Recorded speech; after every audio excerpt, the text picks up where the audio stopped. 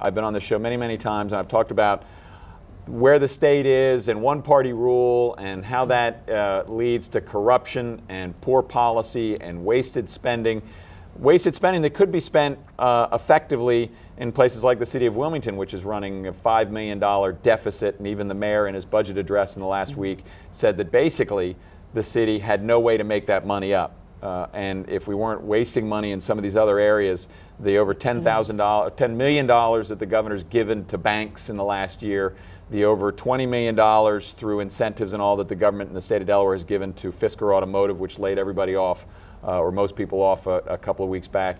If we weren't wasting that money, we could apply that money to places like the city of Wilmington to make it run better.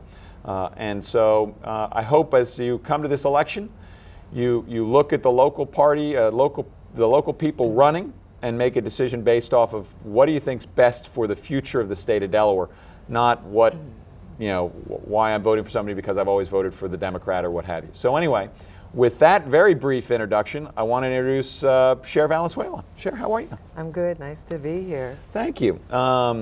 So you decided some number of weeks, months ago that you wanted to run for lieutenant governor. Mm-hmm. And as far as I know, you've never run for anything before. No. Not that that's frankly a problem. Right. No, I had no political aspirations prior to that. Oh, good. So as a general introduction, because I'm assuming that most of our viewers in the local community, African American community, city of Wilmington, probably have not seen nor heard of Sher Valenzuela. And so tell us a little bit about yourself. Okay. Well, the short snippet of the lifetime encapsulated is I grew up in Cleveland, Ohio, mm-hmm. in a blue-collar family, and work ethic, atmosphere was my home life.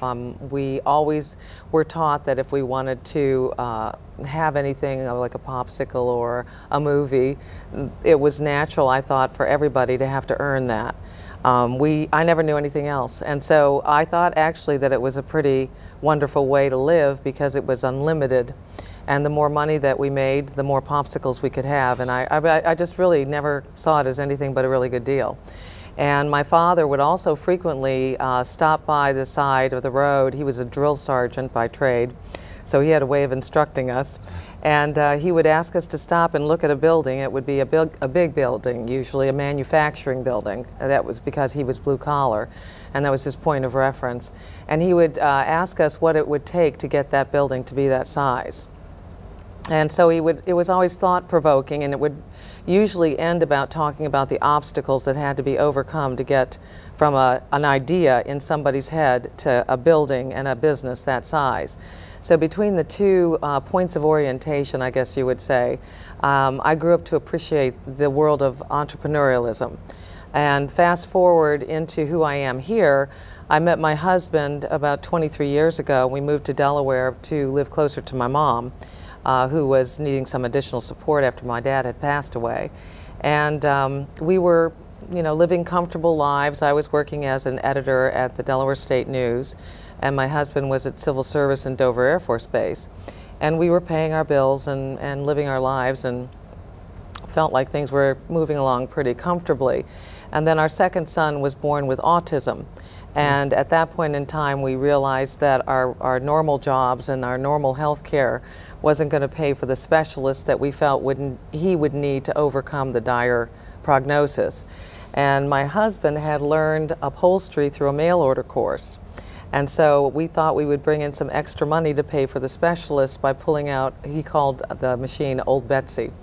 And he pulled her out and put her in the garage, really was a shed, and did those jobs at night after his real job. And pretty soon the work began pouring out onto the driveway. And we thought, we might as well do something that we always have talked about, owning a business, but now we felt compelled to cut the cord that kept us from living that dream. And we did, and that was 15 years ago, and today we have a business in Milford, Delaware. It's about 70,000 square feet with close to 70 people. And we work in government contracts and commercial contracts all over the world. However, if it had not been for our son Simon, I doubt that we would have been brave enough, because it does take a degree of courage, I think, to be an entrepreneur. And that's why it's been so such a privilege to support small business in Delaware, and in different ways, through different means, working as a support to the Small Business Administration and the state of Delaware, just to help people overcome the obstacles, you know, that lead to that kind of success. Simon, my son, is now 21 and a first-year student at the University of Delaware. Wow. So he's overcome great odds, and I really attribute all of that to taking a chance and the risk to run and own a business. And as a result, the only regret that I have about that is that we didn't do it sooner, but we did do it, so that was the good part about it. So, you know, and this is one of the things that you hear an awful lot, is that in this country there are people that have an inside track, that they're lucky and therefore they should be paying their fair share, or whatever that lingo is. And let me make sure I get the story. So the history. So you were working as an editor at the Delaware State News, and your husband was working at the Air Force Base, and he had taken a correspondence course in upholstering. Right. And you had a trial put into your life, a son that was diagnosed with autism. So what, about 2 or 3 when that first, and all of a sudden your life is now flipped completely over. Absolutely. You had a nice, comfortable existence. Somebody else sort of paying the salary, and all of a sudden, by fate, by, you know, God's will, whatever it is, all of a sudden your life is now different. Yep. And you said, all right, we'll step up to this challenge, and your husband started sort of doing odd jobs, well, not odd, I mean, but upholstering, but sort of one-offs at night to make a little extra money. Absolutely. And all of a sudden somebody said, hey, you know, I had this guy do this and he was really good, got it done on time, it's really well done, you ought to use him. And one night you guys are sitting there saying, you know, maybe we ought to go look for business and just cut the cord to Delaware State News, to the Army base, and 15 years later you have a small business with 70 employees, global customers, global opportunity, but still a lot of hard work. Oh, a lot of hard work. It's definitely, it is a joy and a privilege. I can't imagine anything that hard work has a more fulfilling outcome. If you have that desire to create jobs, to create community, you get the front row seat of watching the obstacles getting over, get the creative latitude to create those solutions on your own. You really can do amazing things when you persevere in small business, and we have such a great country and a great place to do that in. There's no limit if you think about it. So it's only a matter of figuring out where to get the extra time, but that's always the struggle. You know, Sher, and this, again, just Sher Valenzuela, who's running for Lieutenant Governor as a Republican in the state of Delaware. I've had this show for a number of years now, starting back in 2008, and I've said often on this show that the hardest place to start a small business and run a small business in the state of Delaware is in the city of Wilmington, because you have Wilmington rules and regulations, licensing, inspection, all that kind of stuff. Then you have certain county rules and regulations overlaid on top of that, and then the state of Delaware rules and regulations. It's sort of like somebody's created this carpet weave of government regulations, rules, taxes, everything else, and then just laid that carpet right on top of the burning fire of entrepreneurialism, sucking the oxygen off of it and putting it out. And that's why Wilmington has extremely high unemployment, extremely poor infrastructure, and again, the mayor has basically admitted that it's running a deficit, that he has no idea how anybody is going to be able to solve that problem. I actually have a solution to that problem, which is cut some of that red tape and let small businesses and entrepreneurs thrive. But imagine if 15 years ago, when your husband and you said, you know, we've got an issue we got to deal with. And the way to do that, because the money that's coming in isn't enough to make that difference, is let's use our hard work, our skills, our heads, and start a small business out of your garage. Imagine if the licensing and inspection guy had shown up a couple of days later and said, you can't do that. Stop. Yes. I totally agree. I look at this now today. I was thinking about that on the way up here. Today, if we tried to start our business, my sense is that we would not be as able to do that. At the time when we were doing it, I wasn't really, we were in survival mode. I wasn't thinking about much of anything other than both of us, the next job that was going to produce the next payment for the next specialist. So we really didn't take our minds too forward too fast. But of exactly what you're talking about, and probably because of my background as a journalist, when we started down this road, because it was a tour that took you down twists and turns to the next resource or the next need that you had to fulfill as a small business as you were growing, I began to write down all the things that were working and to mostly capture all that wasn't working. Right. So that we wouldn't repeat mistakes.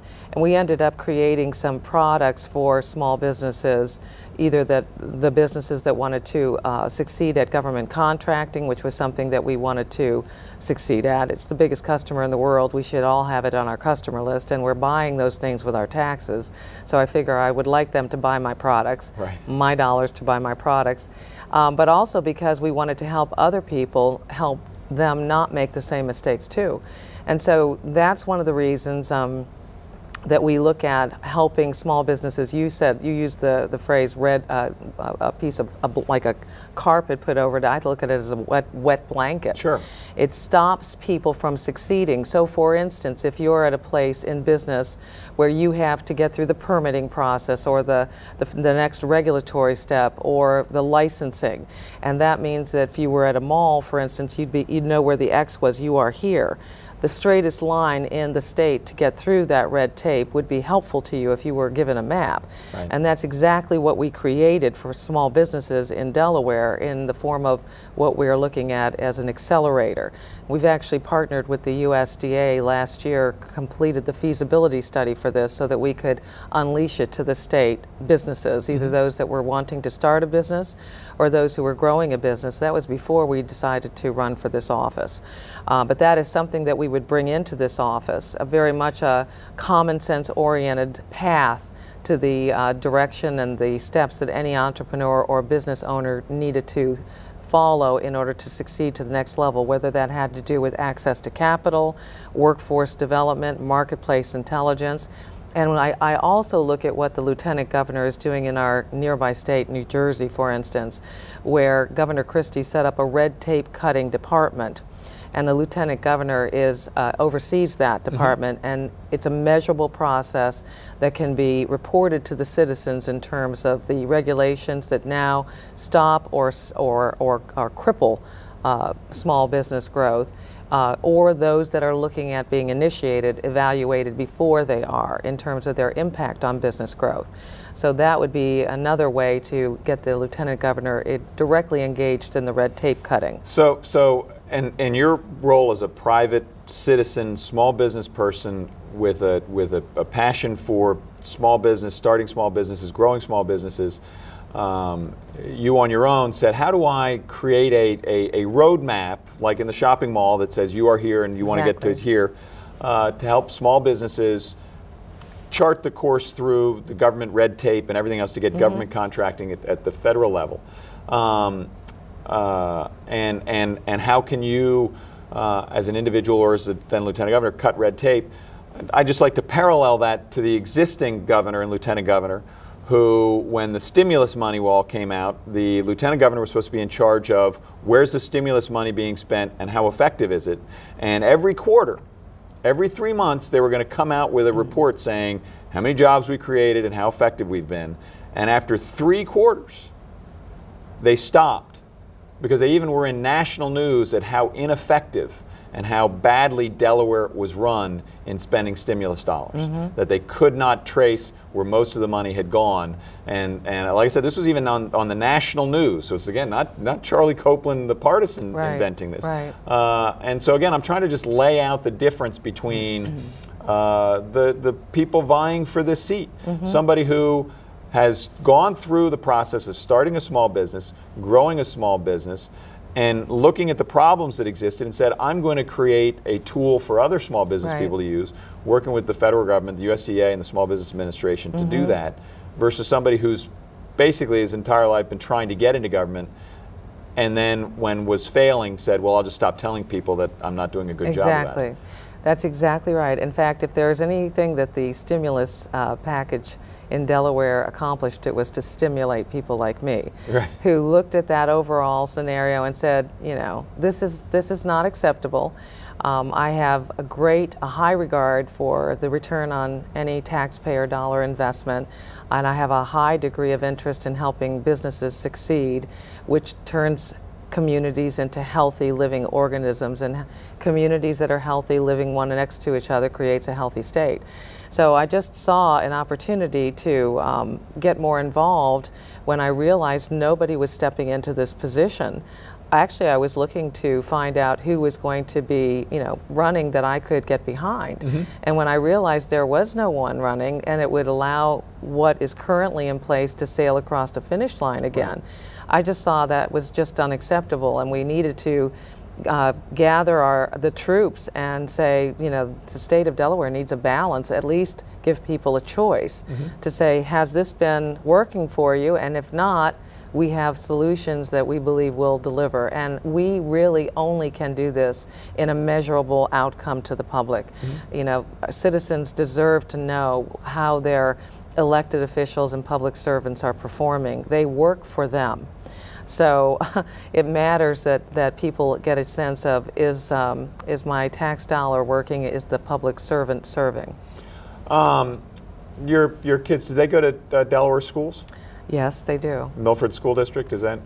It has been the Milford School District. We've also been in the Lake Forest School District, but yes.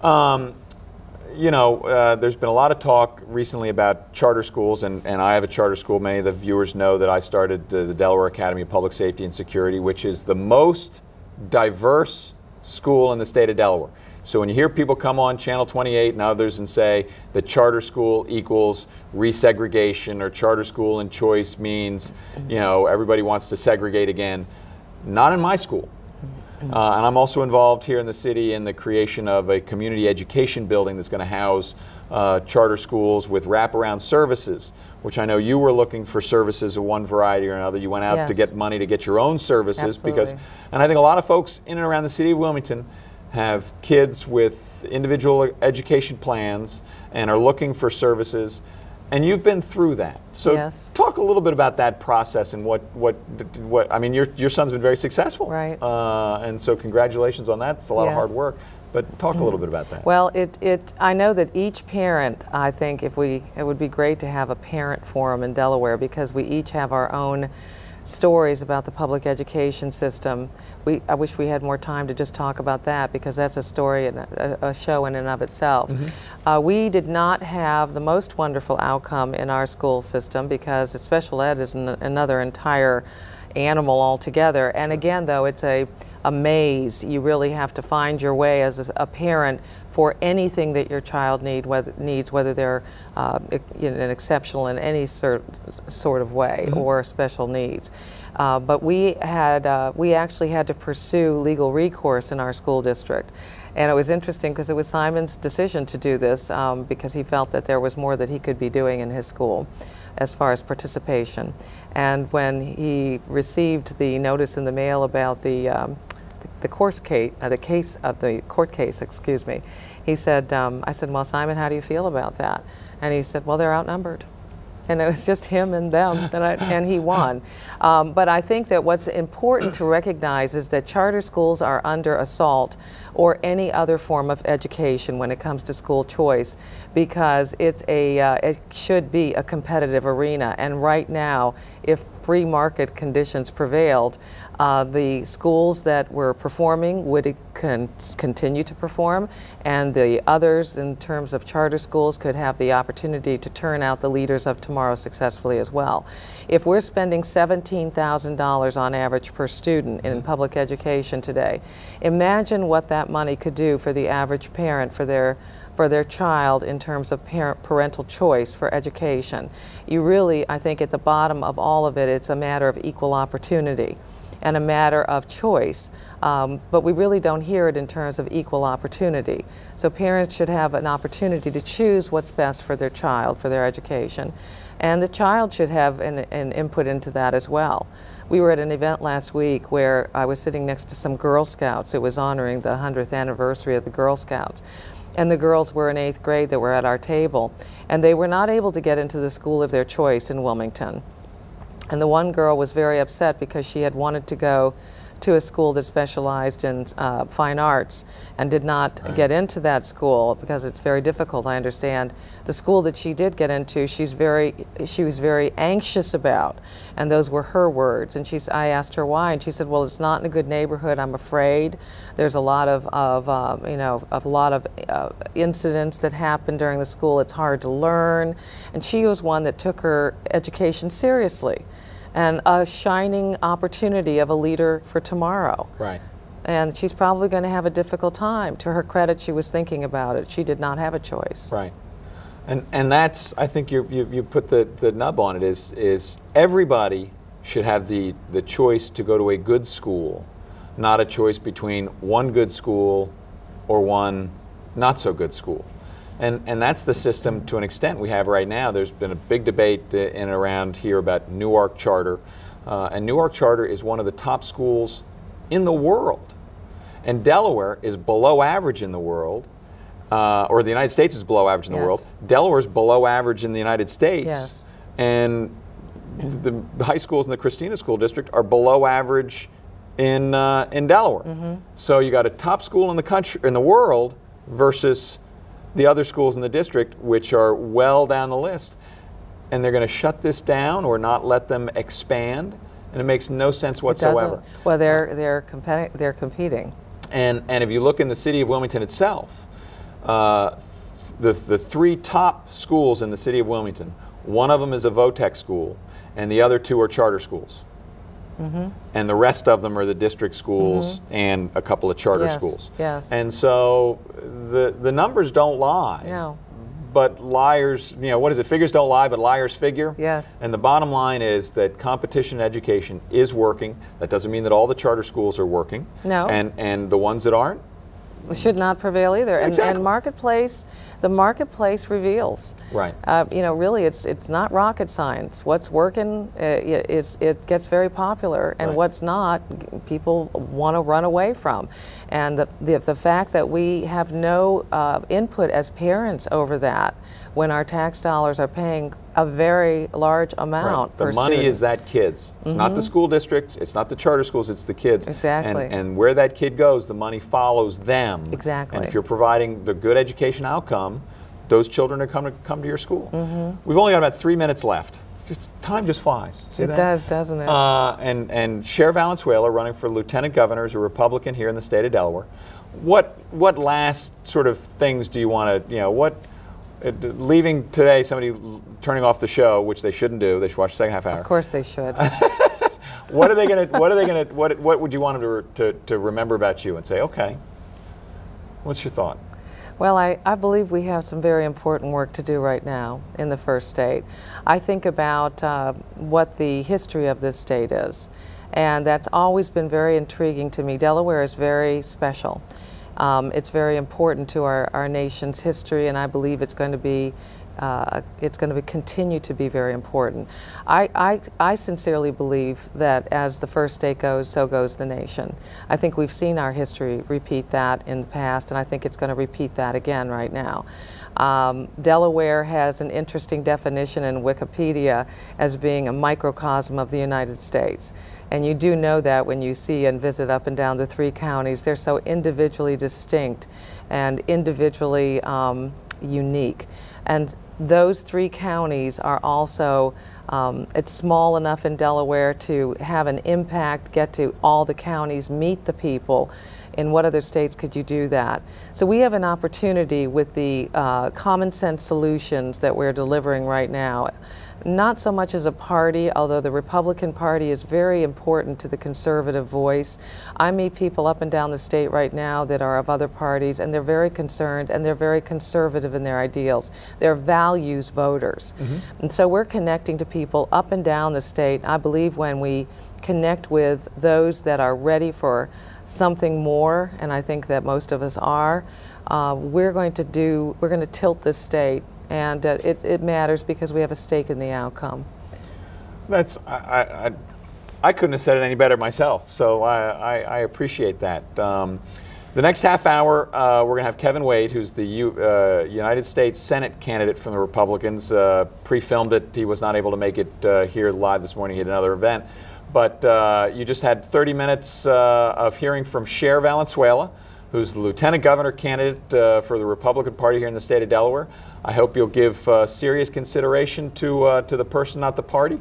I think she has a very, very compelling life story, but even more importantly, very, very compelling achievements which she could bring to the governmental sector to try to get this state back on track. So with that, watch the next half-hour segment, and then